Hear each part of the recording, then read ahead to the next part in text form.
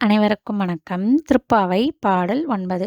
தூமணி மாடத்து சுற்றும் விளக்கெரிய தூபம் கமழ துயிலணைமேல் கண்வளரும் மாமன் மகளே மணிக்கதவம் தாழ்த்திறவாய். மாமீர் அவளை எழுப்பீரோ உன் மகள்தான் ஊமையோ அன்றி செவிடோ அனந்தலோ ஏம பெருந்துயில் மந்திரப்பட்டாலோ மாமாயன் மாதவன் வைகுந்தன் என்றென்று. இப்போ இதில் என்னன்னா, நம்ம எல்லாருக்கும் படிக்கும் போதே பாடலை கேட்கும் போதே விளக்கம் வந்திருக்கும். மாணிக்க கற்களால் அலங்கரிக்கப்பட்டிருக்கக்கூடிய அழகிய மாடம் இருக்கு.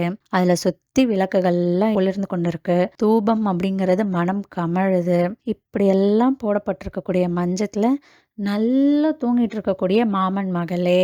ஆயர் குலத்துல பார்த்தீங்கன்னா, ஆயர்பாடியில எல்லாருமே உறவுகளால பிணைக்கப்பட்டவர்கள் தான் ஒருத்தருக்கு ஒருத்தர். அதனால தான் மாமன் மகளே அப்படிங்கிற வார்த்தையை பயன்படுத்தியிருக்காங்க.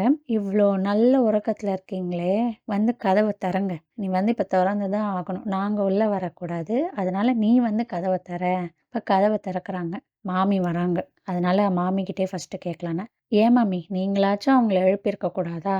ஏன் உங்க மகள் என்ன ஊமையா? இல்ல செவிடா? இல்ல யாராவது தூங்குன்னு மந்திரம் போட்டுட்டாங்களா? இல்ல சோம்பலா? என்ன காரணம்? ஏன் இன்னும் எழுந்துக்கல? நாங்க இறைவனோட நாமத்தை சொல்லிக்கிட்டே வரோமே, கேட்கலையா? மாதவா, வைகுந்தா, கேசவா அப்படின்னு ஒரு ஒரு பேரா சொல்லிட்டே வரோமே, ஏன் கேட்கவே இல்லையா அவளுக்கு? ஏன் இன்னும் தூங்கிட்டே இருக்கா? எழுப்புங்க அப்படின்னு சொல்றது தான். இறைவனுடைய நாமங்களை சொல்றது நம்ம எல்லாருக்கும் ஒரு கிஃப்ட் மாதிரி. அப்ப இறைவன் நாமத்தை சொல்றதுனாலே என்னென்ன பலன்கள் அப்படின்றது இந்த பாடல்ல இருந்து எடுத்துக்கலாம். இதுல இன்னொரு கருத்தும் இருக்கு. இறைவன் எங்க இருக்காரு? இறைவன் நமக்குள்ள இருக்காரு. உள்ள இருக்கக்கூடிய இறைவனை நம்ம எதிர்த்து நிற்கவங்களும் பார்க்க முடியாத விஷயத்த செஞ்சவர் தான் திருமழிசை ஆழ்வார். இதோட உள்ள இருக்கக்கூடிய கருத்து என்னன்னா, இறைவன் எப்பேற்பட்டவர்?